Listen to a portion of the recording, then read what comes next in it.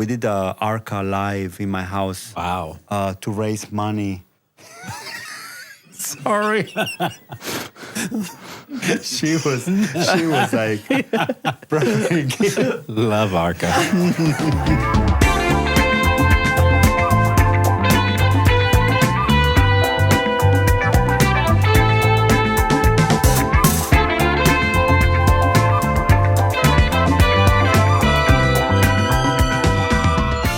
Welcome to yet another episode of Flirting with Friendship. Today we have a very old friend, Mr. Marcelo Burlon, the incredible cultural polymath, and I don't know how to describe you. Well, hi. That's what I'm here for.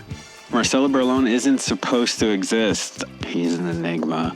He grew up in Patagonia, ended up in Milan, and somehow helped turn club culture into a global fashion movement. He's the founder of County of Milan, a label that came straight out of nightlife, streetwear, and music, and wound up being worn all over the world. Marcelo didn't come up through the fashion system or nightlife. He disrupted it, and now he's part of what's shaping it. Trust me, you've never met anyone like him. We love him, and we had a great time on this interview.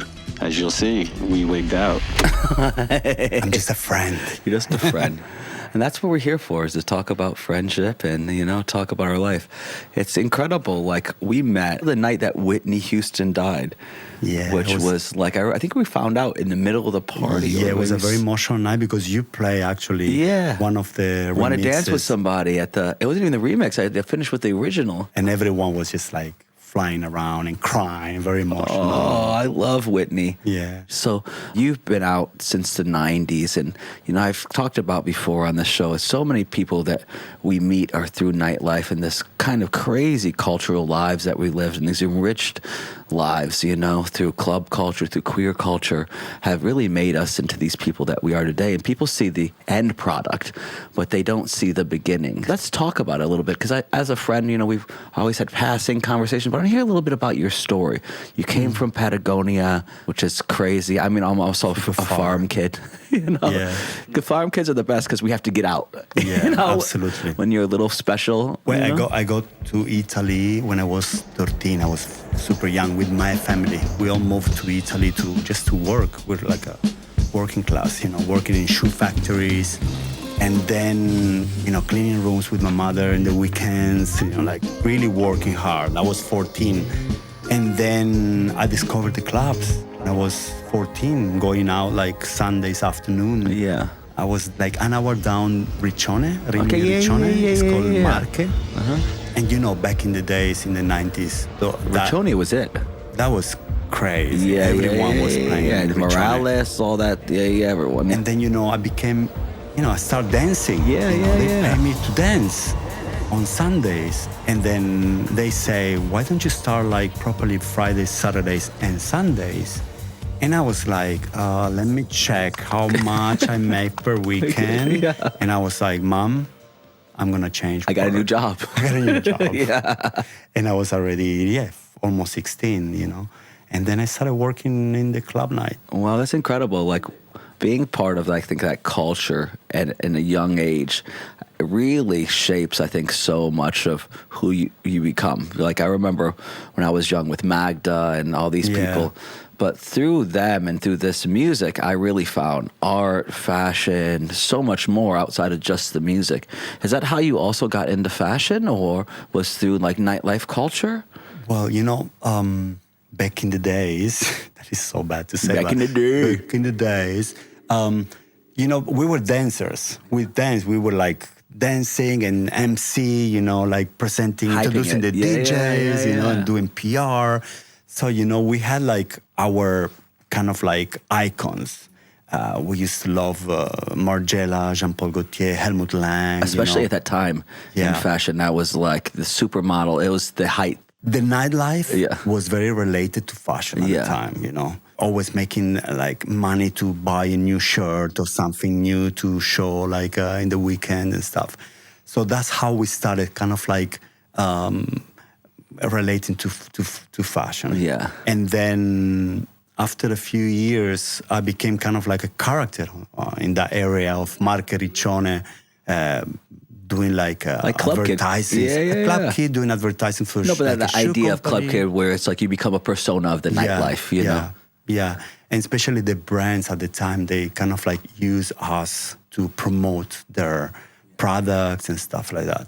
And I remember that 1998, more or less, a group of kids came to my town for a cinema festival, like a movie festival.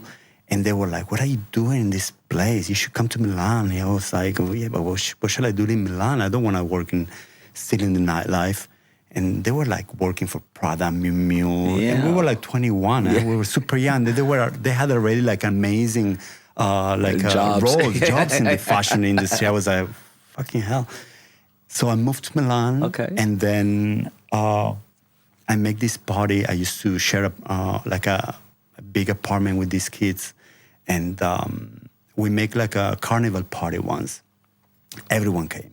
And a guy that used to organize Magazzini Generali at the time, he came and he was very surprised about the mix of people at my house. Yeah. So he offered me to work at the door. To do the club. Oh, that's before you did the parties. You were doing the door. Yeah. That's like Honey as well. Honey started as a door person. In Chicago or Yeah, New York? yeah, I think New York. She used to do vinyl for Danny Tenaglia. Yeah. That's how I met her, Wow, crazy. Yeah. Back in the days. I met her in 2002. Yeah, I think I met her about the same, 2003, 2002, when I was like about 16, 17. Crazy. Going out, and I was like, who is this beautiful woman? I was like, was va like- va voom. You know? Still to this day, she is gorgeous. Yeah, amazing, honey.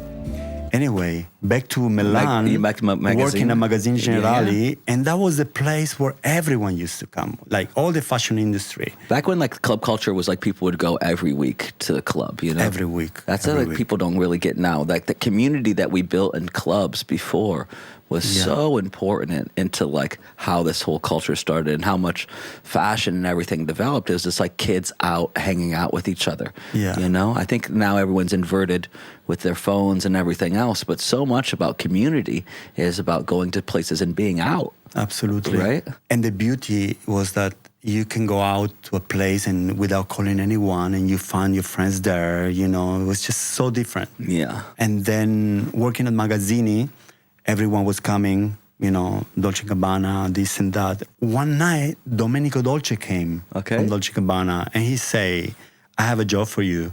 And I was like, "What is it?" He say, "I want you to promote a new project, you know." So I passed from the night to the day. Oh, perfect. So I started doing PR Okay, yeah. for Dolce Gabbana for like almost 1 year. Yeah. So I kind of like, I knew everyone from the nightlife. Yeah, because how I met you, you were already in PR and then just the Yes. beginning of the brand, but you were like this PR extraordinaire. Yeah, because At that point. That's maybe 10 years later. yeah, after Dolce & Gabbana, I was kind of like, I just want to work for myself. I don't want anyone to tell me what to do, you know, like a rebel. You know, I wanted to just like, because I was always an outsider. Yeah, I never I feel wanted that. to be part of the real industry. You Yeah. know? So that's why I work for like, you know, independent designers, independent magazines. When I found myself working for such a big brand, I was like, this is not what I want, you know, thanks. Yeah. Because I learned so no much, thanks. but no thanks. You know? But no's are Yeah. often like the biggest yeses for ourselves, right? Yeah. Like when you realize you can say no. I remember in music in the other way, I remember like Riccione and all these guys trying to get me to their thing. And I was like, meh. I was like, this isn't for me. You know, and by doing that, it kind of sends you on a path to kind of do greater things because you can get stuck, right? And so many people you see get stuck. Well, making those decisions, kind of like, you know, I didn't have any money even to pay the bus ticket. You know, I was just walking around. But you're still working for Dolce & Gabbana, but no money. I was like, okay, this is something. There is something wrong. You know? here, yeah. But still, I wanted to be independent. Yeah. And this is what made me proud and happy. You know, because you know I was just like a kid. Independence is everything. Independence, like independence. You're right. It's the time, right? It's everything. Yeah. Everything. Anyway, I started my own company. So I decided to open my PR office. It was just me, no assistants, no one. Yeah. But I just made it. You know, I started working for everyone, making the best mailing list because I had all the people around. My first real party that I did in Milan was for Armani when he celebrated the 25th anniversary, they asked me, because through the parties, Giorgio. they asked me to make the mailing list. I brought the street artists, all the drag queens, fashionistas, the bourgeois. So I had all this mix of That people. mix is so important. Do you find today's things have gone a bit kind of not tribally, but like I feel sometimes nightlife culture forgets about that old mix that made it so great between queer, between the bourgeois. I think DC-10 and Ibiza still has some of that old spirit. Yeah, but you know what? I mean, at the time, we were like the bridge between the brand and the customer. Okay. So there was no social medias. Today you can reach everyone super easy. Okay. But before I was the social media. So Yeah. I was the one inviting everyone and promoting the new product, promoting the parties, the new stores and whatever. So that's what happened, And so all this time as well, you were still doing your party at Magazzini? Yeah, it was a weekly party. Super important to keep Yeah. the vibe, the people like kind of like hungry Keeping the culture, yeah. right? Plus every fashion week I had like 10 clients. Marc Jacobs store opening, and then the replay jeans big party with the LCD sound system live and Roy Shin DJs. It was just crazy, and also the budgets were crazy. Yeah, because some of the brands were like kind of like keeping away 2 years of budget for promotion and stuff to make a huge massive 3 million euros party. Wow. It was just like, what? Those were the days. Crazy. And the beauty was that I was doing the PR, and some of the brands were just like super commercials. Like when I met you, we were working for a very commercial brand. I can't even remember. It doesn't matter. It doesn't matter. But you know what? I say to the people, so you want me to work for you and bring my people, but you need to give me something in exchange. So I need to choose the artists, the bands, the DJs performing. Otherwise my people will follow me because they love me, but at some point you need to give them something good. Yeah, something good. Yeah. It's like DJing at like a Philip Plein show. It's like you're like, I don't want to be here. I worked for him for so many years doing PR and DJing as well. That's what they always had cool people at the parties. But that's when I saw my graphics in the wrong runway. Yeah. That wasn't my runway. Yeah. I was like, but that's my graphic. That's not me. So was that the inspiration in the beginning where you started to move from PR and working in this kind of culture to then doing your own works? Yeah, it happened that, I started DJing. Yeah, we were DJing together. Yeah. Yeah, but at the time I was kind of like, I was organizing parties. Yeah. What was it called? I'm sorry. What? I pretend to be a DJ. I pretend to be a DJ. It was called the party. So from a big party, from the big Magazzini Generali, we moved to a small club with a friend, and we started a party called I Pretend to be a DJ. Which is kind of ironic now because a lot of real DJs are pretending fully, but you were actually DJing. Yeah. I mean, it's kind of like a zeitgeist moment to watch people now on stage. You're like guys, with the fans and stuff. Wow, you're just not just a DJ. You're a performer. You gotta be a performer. Bring a little pizzazz, something. Crazy. I don't mind though. Yeah, it's cute. Just to watch it's it from cute. far. Yeah, right. A little show, right? Yeah. Anyway, at some point, I was playing around, like properly going to New York to the Chelsea hotel. Down with Honey, playing with Honey, going to, I don't know, Moscow or Lebanon. Lebanon used to be incredible. Amazing. And then I realized that people coming to see me playing, and then they wanted something more. So was it like a merch thing then? Well, not really, but they kind of like wanted to be part of my crew, my family. And then I was like, you know what, I'm going to launch a t-shirt brand, telling my story through the graphics, Patagonia, the club culture. And then I started just like with 20 t-shirts. Yeah, I remember. And it became big, massive, super fast. But that's also like you were already the best PR. Like you had all I did the something knowledge before to gain. Launching brand. I promote, because after promoting everyone, I started promoting myself. You're just like, I know how to fucking do this. I was like, okay, I'm doing like cute parties. Everyone talking about my parties. Now it's my turn. And that's what I did, you know, articles, interviews everywhere, New York Times, interview magazine, everywhere. So everyone knew me already. Yeah, it's like how you knew how the system worked as well. Exactly. You know? So as soon as I launched the brand, everyone knew me. Yeah. And then the distribution was amazing. Like Fabulous started like using my shirts with Pusha T. Yeah. And then Pusha asked me to do the merch for his tour. It was very hip hop. It was very hip hop at the beginning. Yeah. Yeah. And then it became more you as time progressed, you know. And I don't know if it was good, but yeah, no, but it's at good. the beginning it was amazing. It was incredible. Yeah, It was yeah. incredible. We did also like with Future. I did the cover album for Dirty 2 Sprite. Okay. I don't listen to hip-hop too. too. Anyway, it was like a big project. So I did this all the art direction and styling for the backlit, like the inside and stuff.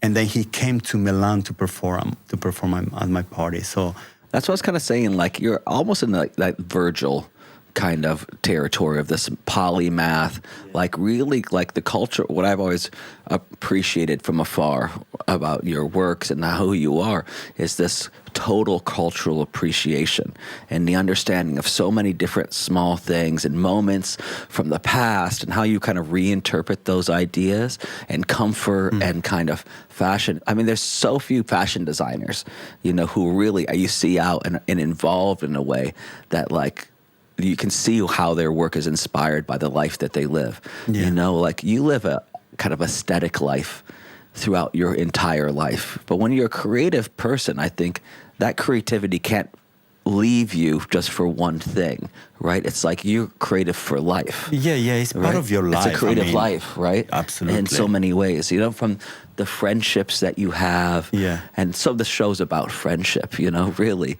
So like you were saying that all these people wanted to be part of this family that you made. Yeah. Let's talk a little bit about that family, you know. Yeah. And your incredible husband. I'm we sorry. got married. We were married twice. You married twice? We got married twice. I put it back today because I took it off for a massage. So I was, we should put it back. Yeah, you know, we're in the crew, right? Yeah. So yeah, family. I mean, it was super important for the whole story, you know. But after a while, of course, one gets married. Yeah, the starts to kids trickle come, off. You know, Yeah. you know, I kind of like started to see less people. Yeah. I think it comes also with life, you know. It's just And the age. the I'm age. almost I didn't 50. want to say that, but yeah. 15, 2 years. Okay, I'm 40 and a half. in a couple months. 48. 48. Yeah, A little same. younger. Yeah. Look at the difference, huh? Look at this old fuck in the corner. Pristine. Pristine. And look at this gorgeous man. Jesus, Bill, you could take some tips of, you know, taking care of yourself. Come on. Sorry. So bad. Oh, you know, you gotta make fun of your friends a bit. Can I take off my jacket? Yeah, please do. Show off those guns. Yeah, make me look All right. worse. Wow. So they don't see me like with and then without.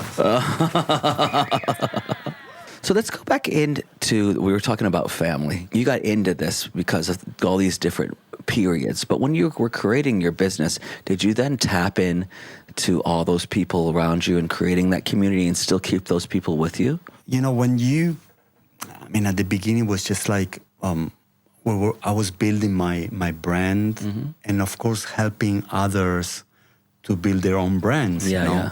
I remember one night I was in Paris during Fashion Week at this club called 79 something, whatever.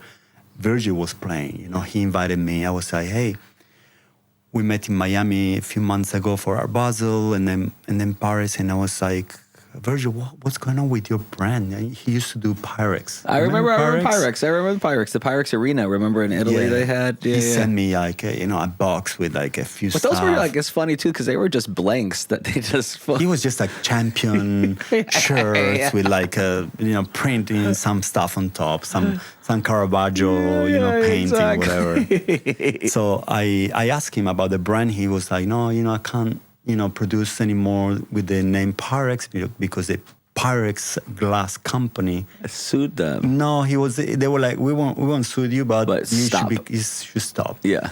And I was like, well, we should do something else. He was like, yeah, I have something in my mind, but I need someone to produce me and distribute my ideas. Yeah. I was like, you should come to Milan and meet my partners. Yeah.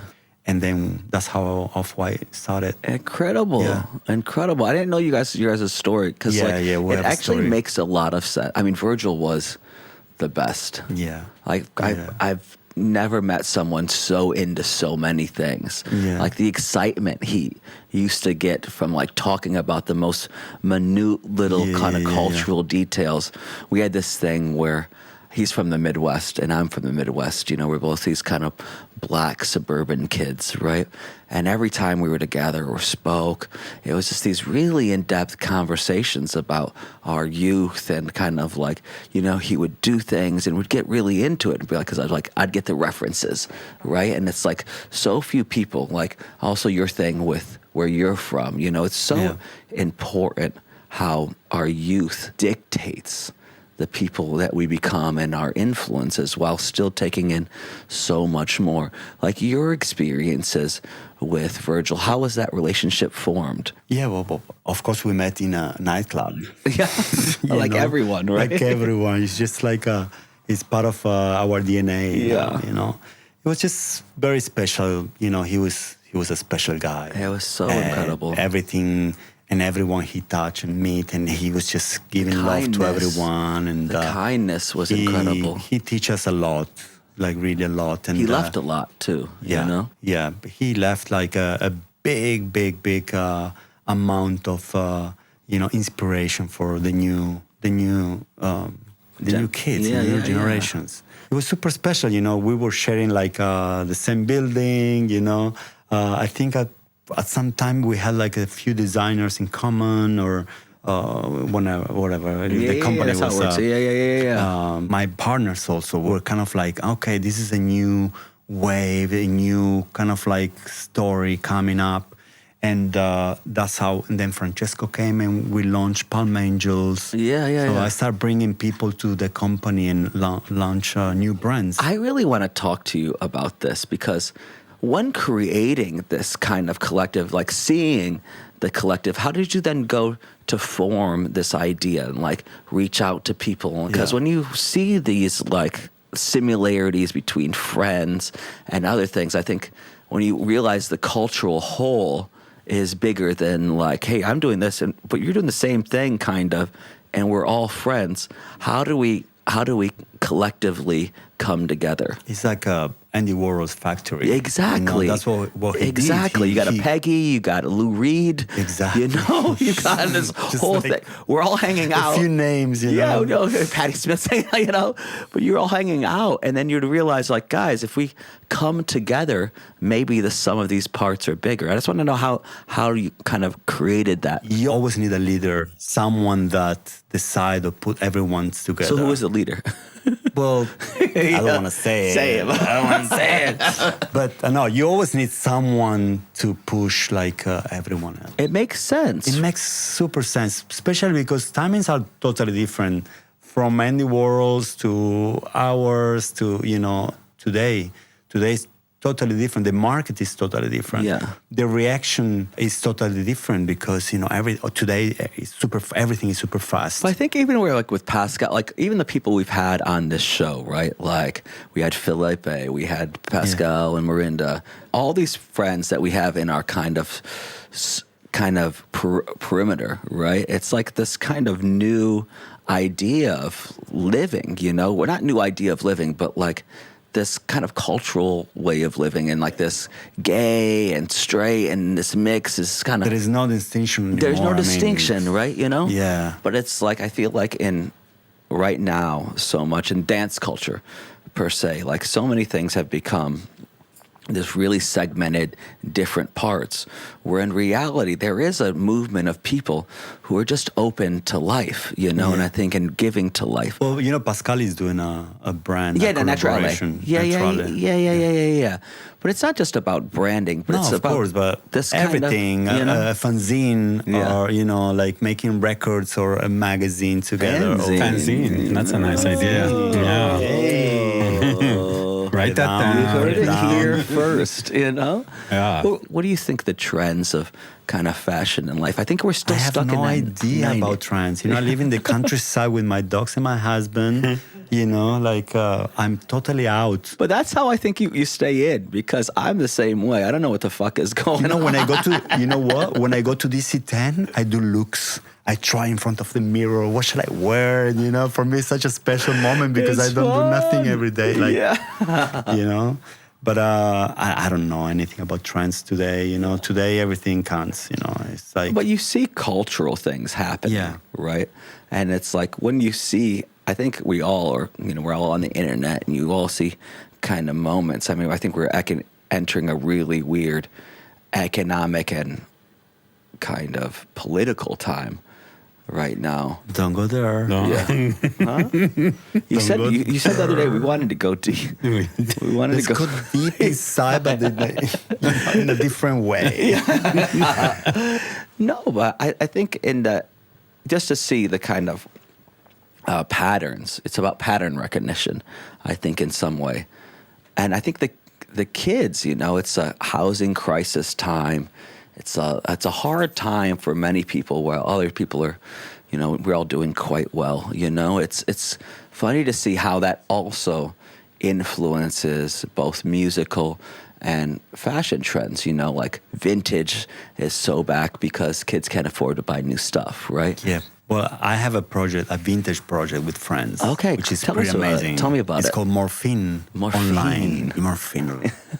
Morfin, because it was one of the dance floor of Cocorico in the 90s.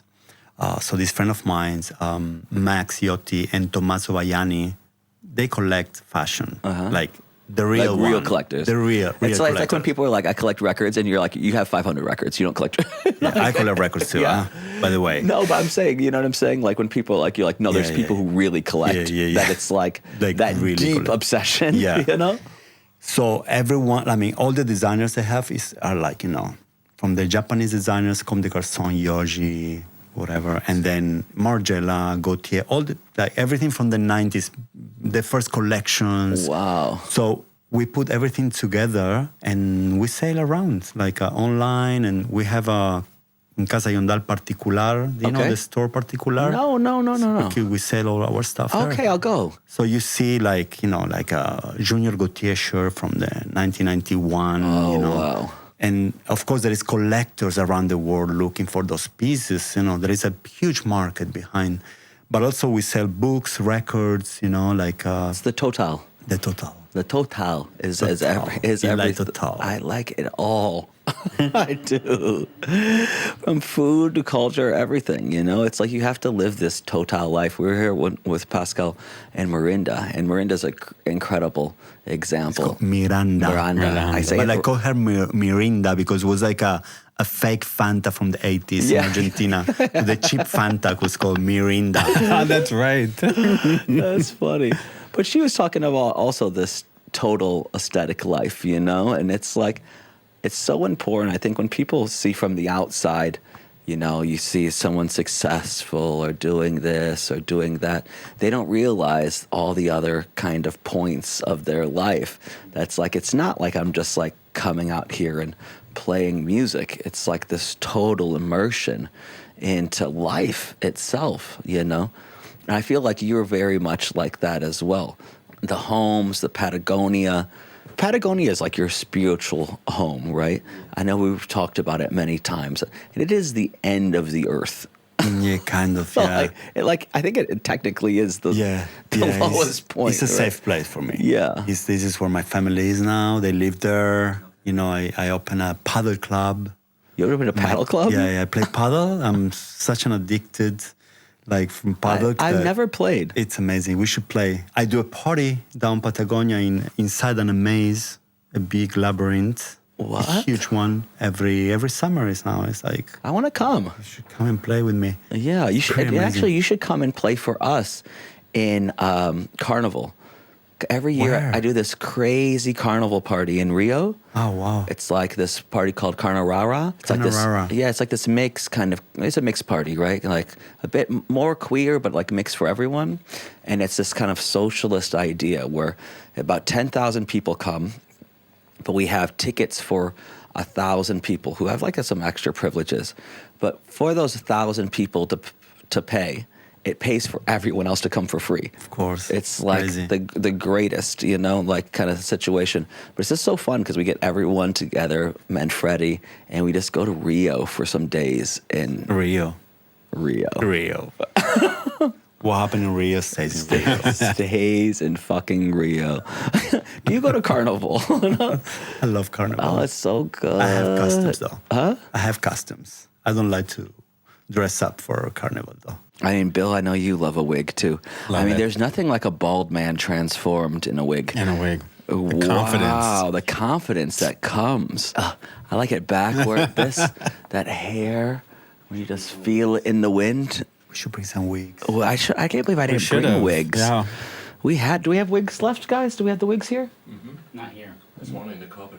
There's one in the cupboard? Yeah, you have to share it. Can we get a wig out? We're looking. Okay. For Bill. Just for Bill. I love this new blonde thing you've got going on. The blonde fullet. Where you just like, one day you woke up, you're like, I'm Marilyn? I want to be blonde. Yeah. Well, I was blonde in 1993 as well. Yeah? I was checking pictures the other day. I was like, Oh my goodness. Yes, brown. Oh, she's a Pretty brunette cold, tonight. Oh. I think I got it on backwards, but I don't. Yeah. Keep it back. Put it back a little bit Put it more. back a little- Cindy Yeah. Sherman. It looks like she's Cindy Sherman.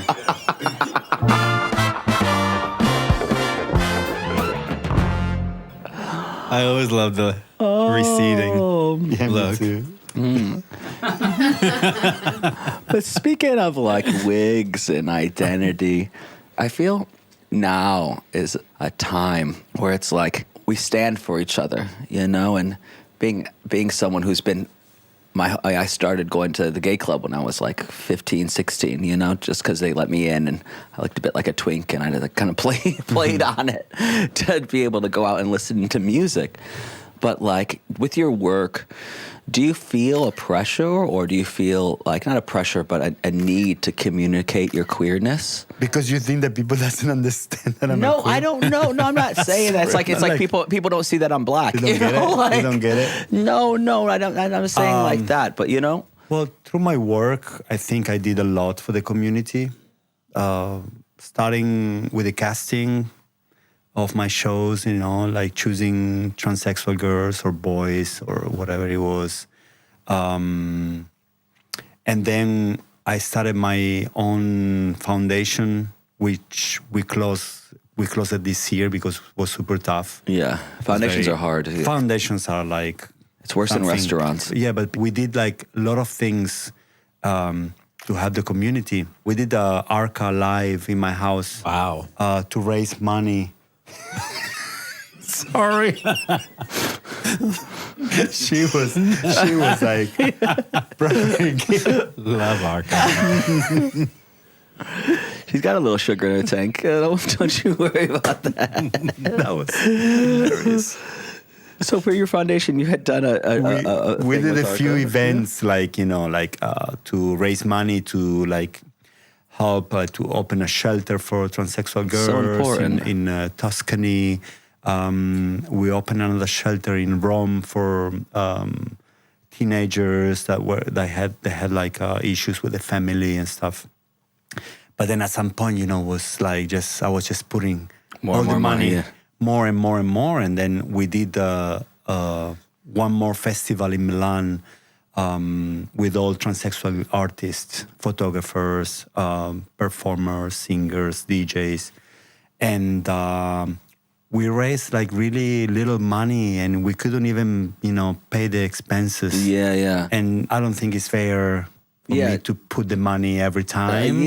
No, it's hard to like. So we raised 70 euros. Oh my 70 euros. They gave us 70 euros. We spent 70,000 for the festival. You're like, I'm just gonna put the 70,000 in. Damn. But it's so much like that with like foundations or other things that it's so hard to actually raise the money and to give in the right way.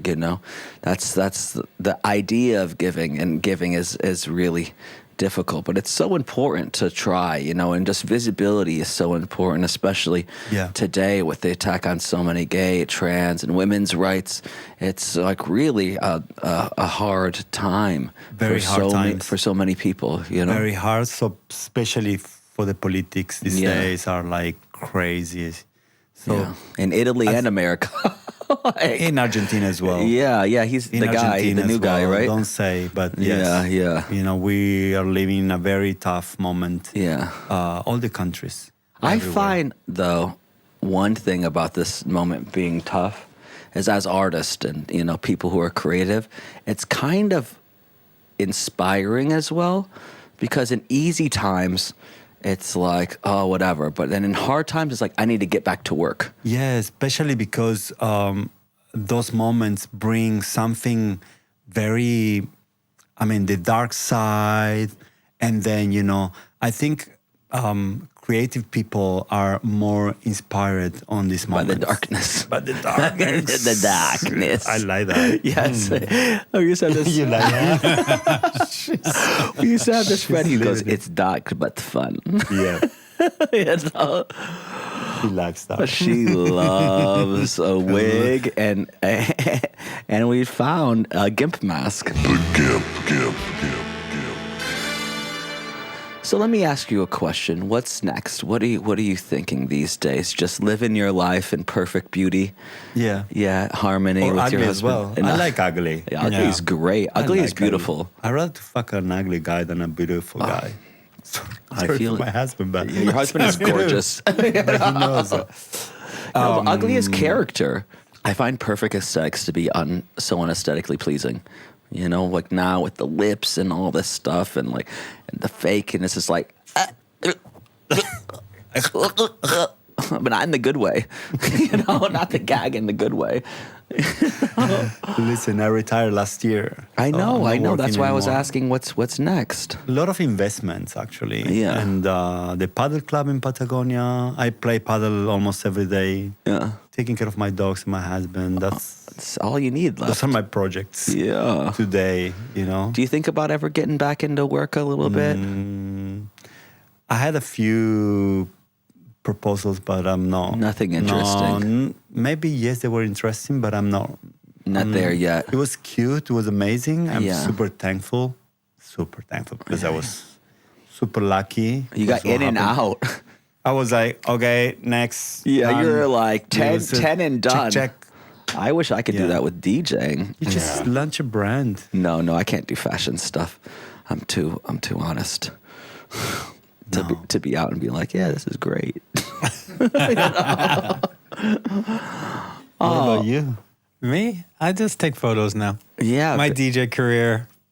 plateaued, No, I also sank to the bottom. No, You should play with the wig. I should perform. reinvent myself. The reinvention of Bill Patrick. To be honest, being on stage brought me so much anxiety later on in my career that when I put makeup on or a wig, I felt like it was a mask, and I felt more comfortable on stage. Oh, tell us more, Bill. Yeah, no, it's just a fact. It's just, I'm Standing up there. I'm watching you in this wig right now, and I can see the comfort the whole time you've been quiet. I know. As soon as you put this Put the wig wig on, on. it's like, hello, hello, pretty eyes. Who's come out to Remember play? your parties. Have you been to his birthday parties at Pyke's? No.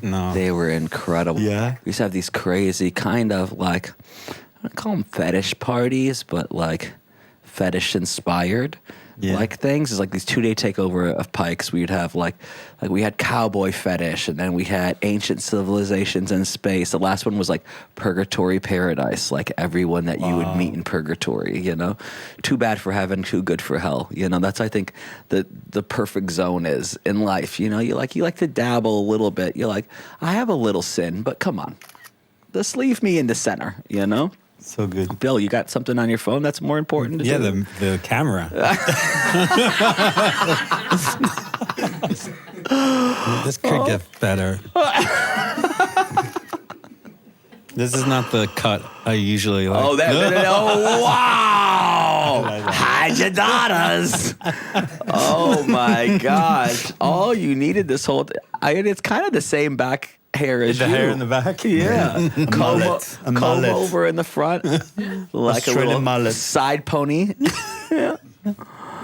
Oh my God, guys, this has been so much fun. Thank you, guys. I just want to say thank you so much for coming Yeah. in the incredible shirt as well with the little cowboy buttons. I don't know how you knew, but I'm deep down in my heart a cowboy. But thank you so much for sharing this story and this time with us. I really appreciate you so much. Thank you for inviting me. Well, thank you for coming on Flirting with Friendship. Until the next episode, we'll see you guys later. Flirting with Friendship is produced by executive producers Nikita Stanley, Jesse Rogg, Craig Pettigrew, and Seth Troxler. Seth is an EP? What is going on here?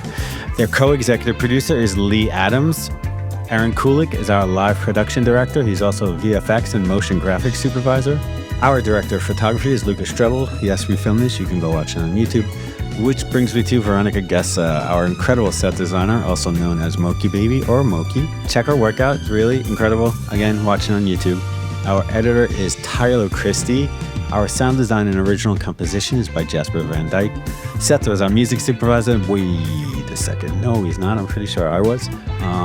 Not sure why Seth is getting all these credits. Anyways, who else? Our camera operator is Joseph Holton, aka NYX. A lot of nicknames here. Our camera assistant is Jake. I don't know Jake's last name. Sorry about that, Jake.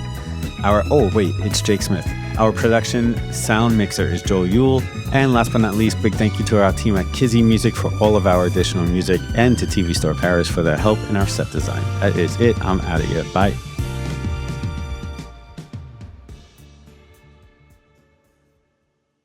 Yo, is this still on? If you're still listening, you either really like this show or your AirPods are somewhere in a washing machine.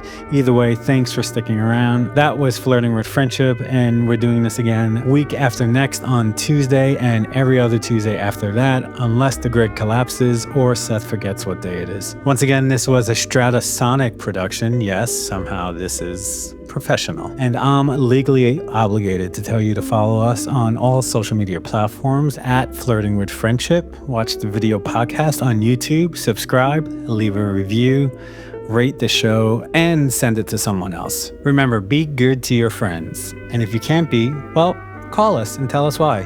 866-608-BFFS. Seriously, we have a phone number. Bye.